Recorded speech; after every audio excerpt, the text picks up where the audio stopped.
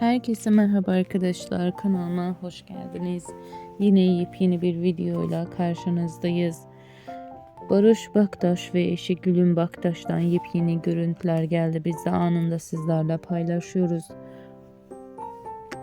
Umarım videomuzu beğenirsiniz. Bir sonraki videomuzda görüşürüz. Hoşça kalın, iyi seyirler, sağlıklı kalın, mutlu kalın.